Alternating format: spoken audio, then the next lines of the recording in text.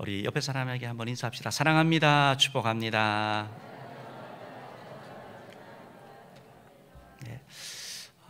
감사합니다. 오늘 맥추감사 주일입니다. 맥추감사절은 구약 성경의 맥추절에 기인해서 우리 한국교회에서 이렇게 맥추감사절로 이렇게 지키고 있습니다.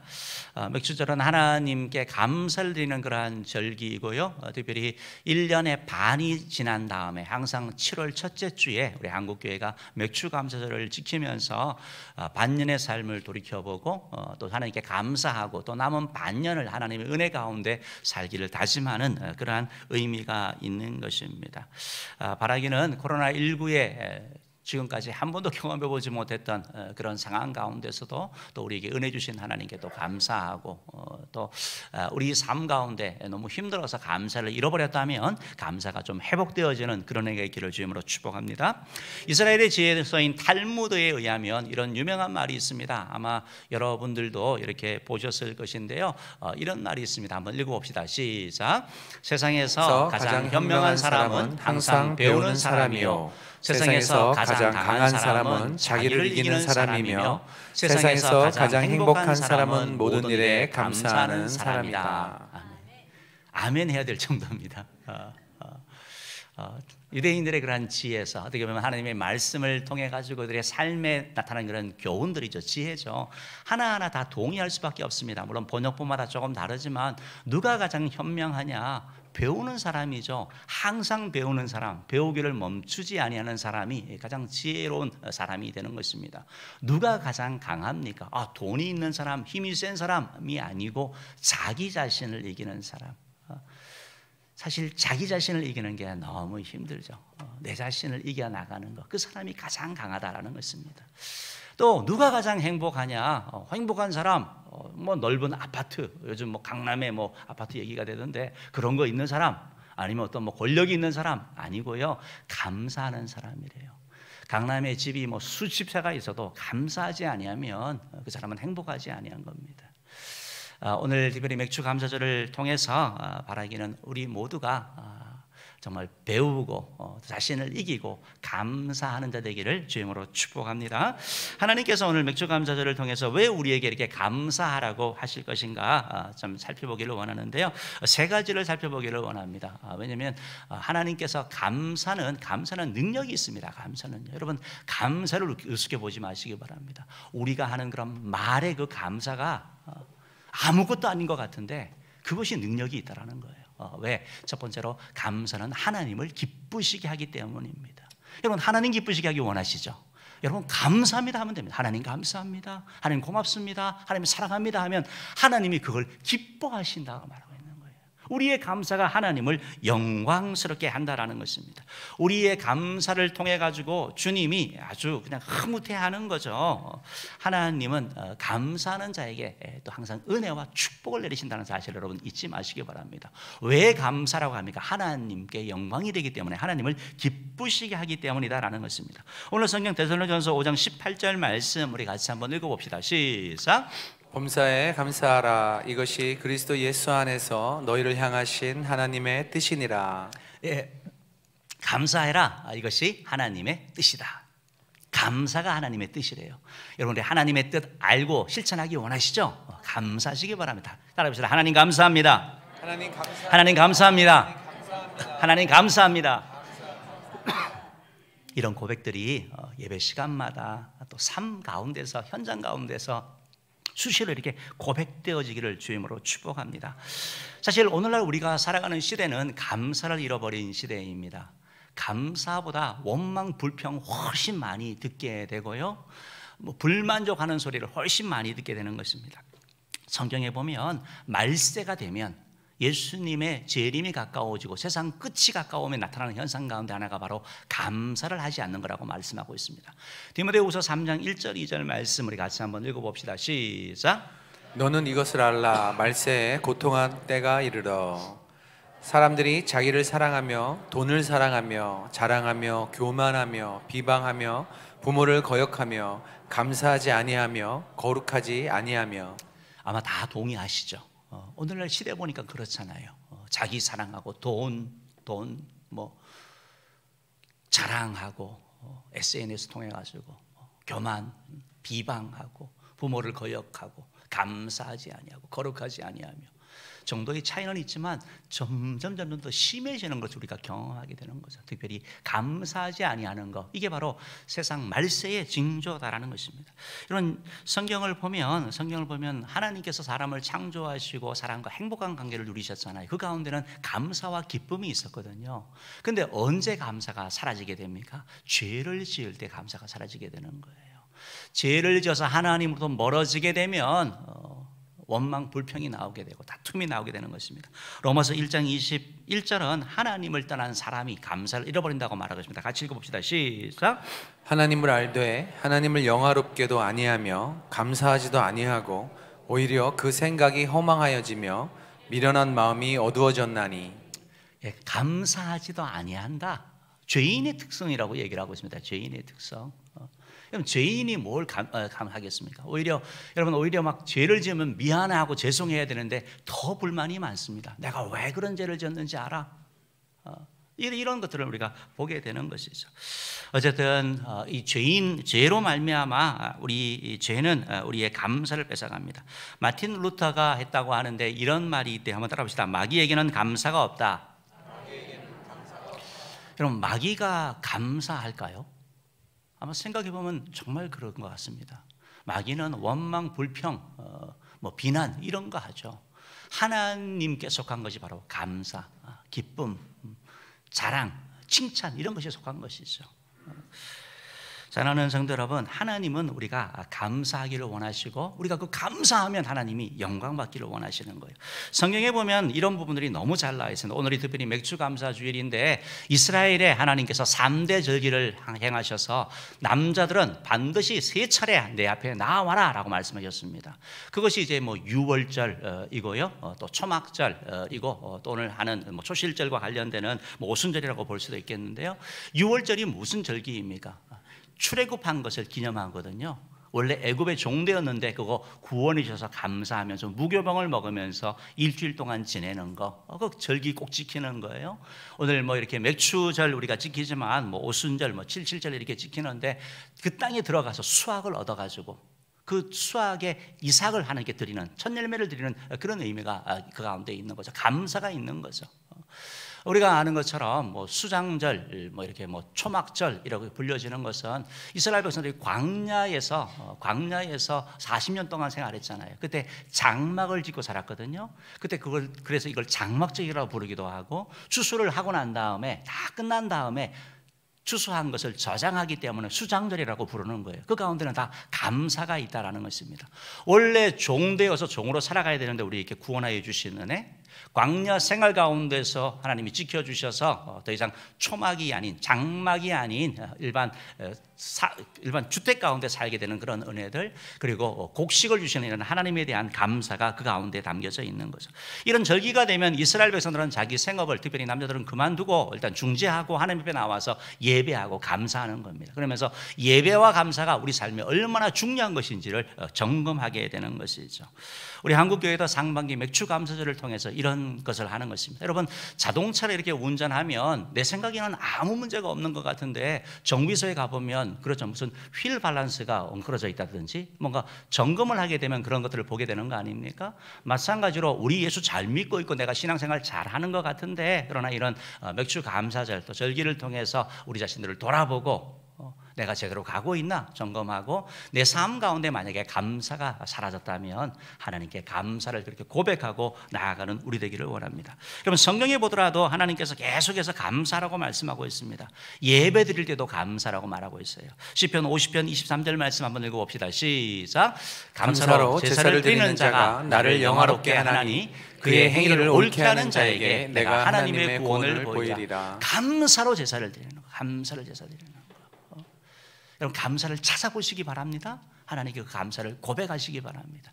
그때 하나님이 그 예배를 받으시는 것이죠. 기도할 때도 그러는 거예요. 하나님 이거 주세요. 너무 좋은 기도예요. 괜찮습니다. 그런데 빌립보서 4장 6절 말씀에 의하면 이렇게 말씀하고 있습니다. 읽어봅시다. 시작. 아무것도 염려하지 말고 다만 모든 일에 기도와 간구로 너희 구할 것을 감사함으로 하나님께 아뢰라.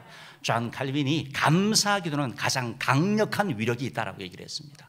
감사하면서 하는 기도, 하나님께 원망 불평이 아니라 신세 한탄이 아니라 하나님께 감사하면서 기도할 때 하나님이 기뻐하시는 것이죠.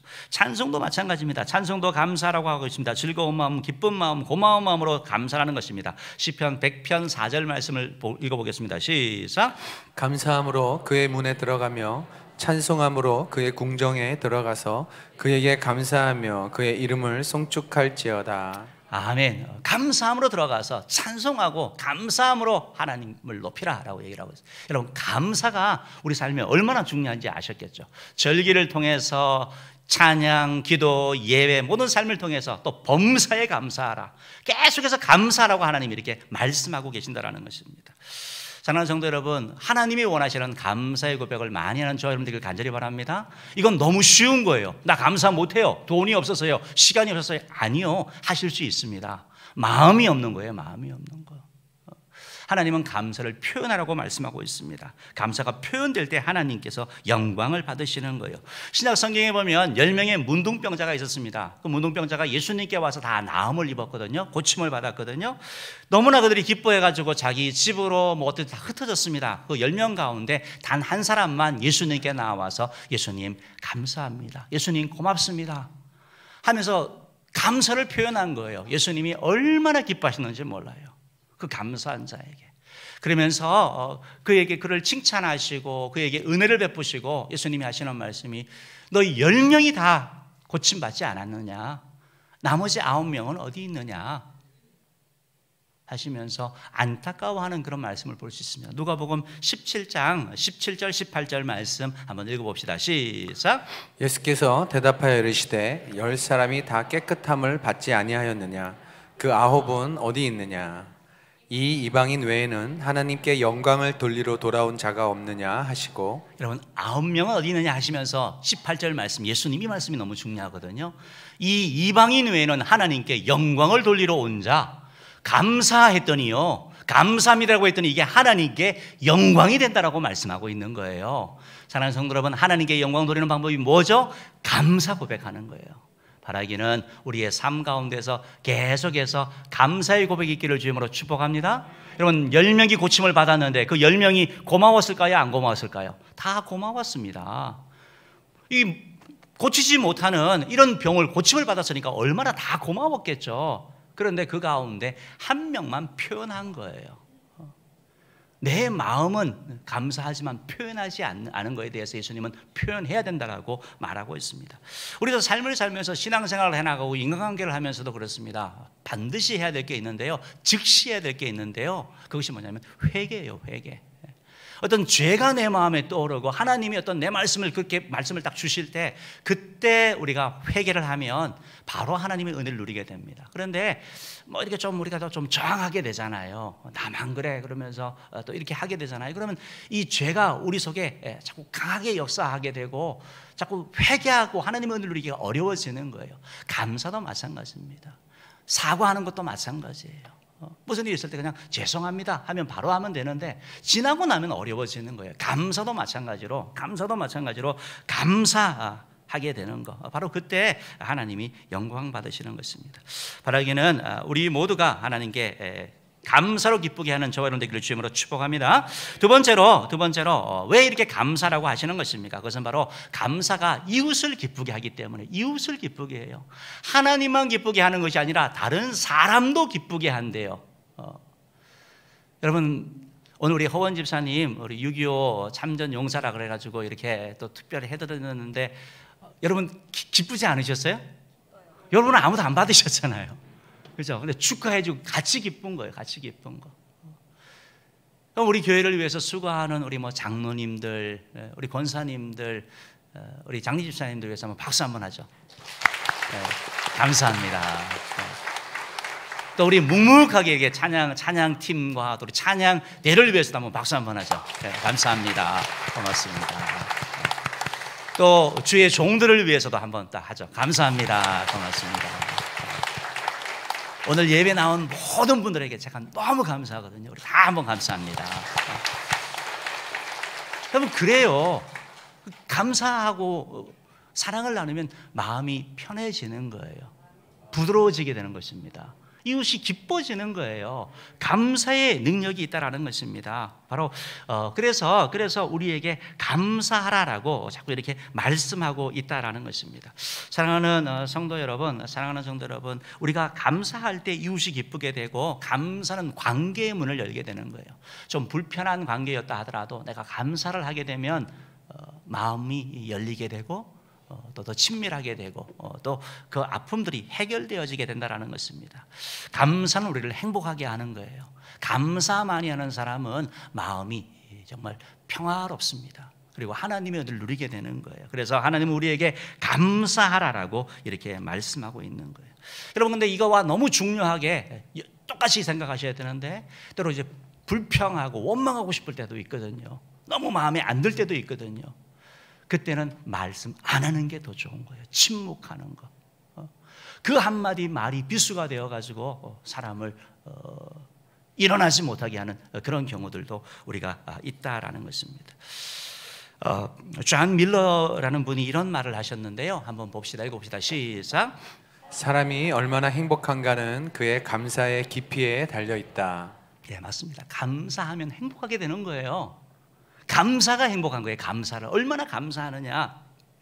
여러분, 이 심리학자들하고 정신 분석학자들이, 이렇게 정신 전문의들이 계속해서 연구합니다. 사람이 어떻게 하면 행복할까? 행복이 도대체 실체가 뭐냐 했더니, 다 연구했더니 하버드 대학이라든지 일리노이드 주립 대학이라든지 다 하는 얘기가 뭐냐면 관계라고 얘기를 하고 있습니다. 관계.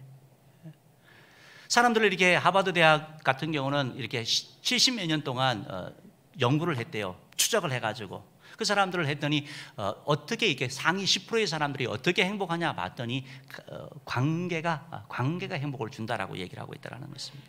우리나라에서도 그 14명의 심리학자와 정신 전문의를 1년 동안 인터뷰를 해서 내린 결론이 뭐냐면, 재산과 건강보다 가장 중요한 것은 사람들과의 관계이다라는 것입니다. 관계이다. 정말 그렇죠. 관계가 쉽지만 또 어려운 게 관계예요. 최근에 일어난 우리 스포츠 선수의 그런 자살 사건들, 간호사들이 직장에 들어가서 당하는 그러한 괴롭힘, 태움, 학교, 이런 일들이 다 관계 때문에 힘든 거잖아요. 너무 힘들어서 오죽하면 목숨을 끊겠냐고요. 그만큼 괴로운 것이 바로 관계라는 것입니다. 그런데 관계를 잘하는 방법이 뭐냐? 관계를 잘하는 비법이 뭐냐면 그것은 바로 감사한다라는 거예요. 감사하는 거. 감사할 때 마음이 열리게 되고, 감사할 때 하나님의 은혜가 흘러들어가게 된다는 거예요. 여러분, 인간관계에 탁월한 사람인 데일 카네기가 인간관계론을 하면서 거기에 인간관계 나쁜 세 사람의 특징을 이렇게 얘기를 했는데요. 뭐라고 얘기를 했냐면, 남을 불평하고 비난하는 사람, 늘 불평하고 비난하는 사람, 얘기만 하면 다 비난하는 거예요. 두 번째, 지나치게 자기 이야기만 하는 사람, 늘 자기 얘기밖에 안 하는 거예요. 세 번째로는 감사와 미안함을 표현하는데 미숙한 사람, 마음은 있는데 드러내지 못하는 사람, 감사합니다, 미안합니다 하지 못하는 사람. 사실 우리들도 그런 경우들이 참 많거든요. 어떤 부부가 부부싸움을 했는데요. 부부싸움을 해가지고 어쨌든 너무 부부가 이제 심각해져가지고 이렇게 상담을 받는 거죠. 상담을 받는데 남편이 이제 이런 얘기 막 주고받다가 하는 얘기가 뭐냐면, 자기가 열심히 이제 돈을 벌어가지고 이렇게 월급을 가지고 갔대요. 300만 원이었대요. 그래서 300만 원이면 많지도 않지만 그렇다 그래서 너무 적지도 않은 건데, 부인이 이거밖에 못 벌어? 이렇게 하면서 한 번이 아니라 계속 이제 그런 얘기들을 하는 거죠. 자존심이 상하는 거잖아요. 땀 흘려 수고했는데. 그걸 통해 가지고 자기는 마음을 닫게 되었고, 그러면서 공격을 하는 거잖아요. 그러면 또 아내에 대해서, 아내 못하는 거 얼마나 많습니까? 찾아보면. 그러니까 막 하니까 그냥 두 사람이 그냥 이혼 한 해 싸울 때마다 그래가지고 결국은 나와왔는데, 문제는 뭐냐면 그 여자가 얘기하는 거예요. 내가 고마워하는 마음이 없는 게 아니고 말이 그렇게 나온 거라고. 여러분, 사실 우리도 그럴 때가 많잖아요. 고맙습니다, 감사합니다, 미안합니다라고 해야 되는데, 오히려 어떨 경우 오히려 더 엉뚱한 얘기를 할 때도 있고, 그래서 가슴에 이게 씻기지 않는 그런 상처를 주는 거죠. 마태복음 7장 12절 말씀을 보면 이렇게 말씀합니다. 읽어봅시다. 시작. 그러므로 무엇이든지 남에게 대접을 받고자 하는 대로 너희도 남을 대접하라. 이것이 율법이요 선지자니라. 예, 남에게 대접을 받고자 하는 대로. 여러분 용서받기 원하십니까? 용서하셔야 돼요. 사랑받기 원하십니까? 사랑하셔야 되는 거예요. 여러분 감사받기 원합니까? 그럼 여러분 감사하는 자가 돼야 되는 거예요. 그때 하나님이 일하신다라는 것입니다. 사랑하는 우리 은혜의 성도 여러분, 바라기는 이번 맥주 감사절을 통해서 우리의 언어 생활, 우리의 가정, 또 우리 직장, 또 학교, 거기에서의 사람들과의 관계를 한번 잘 살펴보시기 바랍니다. 그 관계가 더 친밀해지고 좀 회복이 되어지기 원한다면 우리의 입술 가운데 감사가 있기를 주님으로 축복합니다. 미안합니다, 고맙습니다, 사랑합니다, 이런 말들이 우리 가운데 있게 되면 그 꽁꽁 얼었던, 그리하여 그 부부가 뭐라고 얘기를 하냐면 나는 당신을 사랑하지 않는 것 같아, 이렇게 남자가 얘기했거든요. 그랬던 사람이 다시 사랑한다고 고백하게 되더라고요. 그런 마음을 녹이는 그런 관계가 우리 가운데 있기를 주님으로 축복합니다. 세 번째로 왜 이렇게 감사하라고 말씀하시냐면 그것은 바로 복음이 증거되기 때문에, 따라합시다. 감사는 예수님을 증거하기 때문입니다. 여러분 감사는 예수님이 전해지는 거예요. 감사는 세상 사람들은 감사를 잘 하지 않습니다. 감사하기보다 좀 더 비판적이고 좀 시니컬하기도 원하고 내 권리를 자꾸 주장하기를 원하는 것입니다. 그런데 감사를 하게 되면 예수님이 증거되게 되는 거예요. 사실 우리도 다 예수 믿는 사람은 전도에 대한 부담감이 있죠. 다 전도해야 된다는 그런 부담이 있습니다. 그런데 어떤 경우 입이 잘 안 떨어질 때도 있는 것이 사실입니다. 특별히 코로나19 이런 상황 가운데 더하죠. 그런데 여러분 전도의 비법이 있는데요. 그게 뭐냐면 감사하는 거예요. 감사하는 거. 감사하면 그 감사를 통해 가지고 복음이 전하여진다라는 거예요. 전도는 어명이라는 책을 쓴 김두식 목사님이 이분이 그렇게 얘기를 했습니다. 전도왕이 되는 첫 번째 특급 비밀은 감사였습니다. 다른 말로 하면 기쁨과 즐거움이 있는 사람이었습니다. 너무나 흔하고 뻔한 항목이라고 할지도 모르겠지만 전도왕들은 방법 때문에 전도왕이 된 것이 아니라 삶의 태도가 그들을 전도왕으로 만든 것입니다. 전도왕을 연구해보니 전도왕들은 말끝마다 감사합니다, 하나님 감사합니다, 목사님 감사합니다, 감사합니다 라며 감사가 몸에 배어 있었습니다. 이렇게 얘기를 하는 거예요. 여러분 감사하면 그렇게 되는 거예요. 그렇게 되는 거예요. 오늘 성경 말씀에 데살로니가서 5장 18절 말씀 한번 읽어봅시다. 시작. 범사에 감사하라. 이것이 그리스도 예수 안에서 너희를 향하신 하나님의 뜻이니라. 네, 하나님의 뜻이다. 범사에 힘들 때나 어려울 때나 잘 될 때나 잘 안 될 때나, 이런 이 말씀을 읽으면서 코리테붐 여사라고 아마 여러분 아실 것입니다. 폴란드인으로서 유대인을 숨겨줘 가지고 나치 감옥에 가신 분인데요. 이분이 그 감옥에 갇혔을 때, 어렸을 때 이렇게 감옥에 갇혀 가지고 있으면서 이 본문 말씀을 읽었대요. 범사에 감사라. 그래, 이 말씀 참 은혜 받고 감사해야지 계속 감사했다고 합니다. 그런데 어느 날 이 방이 이렇게 옮겨지면서 그 방을 갔더니 그만 벼룩이 얼마나 많은지 잠을 잘 수도 없고 견딜 수도 없는 거예요. 그래서 하나님 이거는 아니죠, 어떻게 여기서 감사합니까? 라고 했는데 보니까 자기 언니는 감사를 하고 있더래요. 그러면서 하는 얘기가 뭐냐면 왜 감사하냐 했더니 이 벼룩이 있어가지고 독일 간수들이 잘 안 온답니다. 오면 벼룩 옮아갈까 봐. 그러니까 자기들이 성경 읽고 교제하고 할 수 있다는 거예요. 벼룩 때문에. 여러분 사실 우리들도 어떤 경우 뭘 안 된다 하는데 사실은 그것 때문에 하나님이 주신 은혜가 있는 줄 믿습니다. 여러분 감사는 발견하는 거예요. 찾아가는 거예요.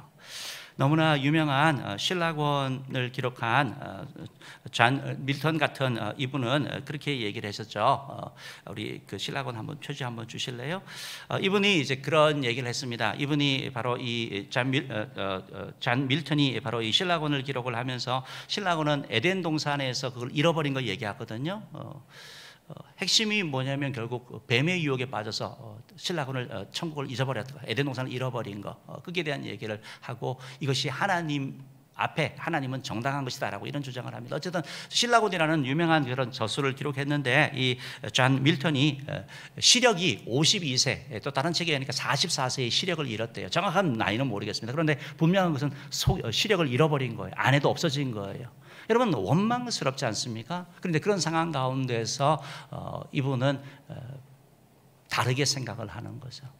내가 육의 눈은 잃었지만 영의 눈을 뜨게 한 거 감사합니다 하면서 저 작품을 쓰게 되는 거거든요. 딸들의 도움을 통해 가지고 저 작품을 기록하게 됐다라는 거예요. 사랑하는 성도 여러분, 사실은 우리 삶 가운데 때로는 우리가 원하지 않던 그런 고통들, 고난, 불청객처럼 찾아올 때가 있습니다. 그러나 그 고난, 원망, 불평하는 것이 아니라 감사 제목을 찾아보면 어떨까요? 남들이 다 아는데 어떻게 저럴 수 있어? 하는 그 가운데에서 감사를 하면 바로 우리의 감사를 통해서 예수 그리스도가 증거되게 될 것이고, 우리의 감사의 근원 되시는 바로 그 예수 그리스도, 그분이 높임을 받게 될 것입니다. 사랑하는 성도 여러분, 감사는 예수 그리스도를 드러내는 것입니다. 그리스도는 감사하는 자입니다. 감사는 복음 전파의 도구가 되는 것입니다.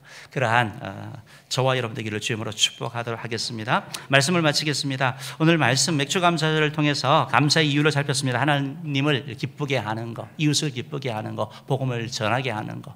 여러분 감사를 뺏기지 마시기 바랍니다. 마귀는, 사단은 이 감사를 자꾸 뺏어가서 원망하게 되고 불평하게 됩니다.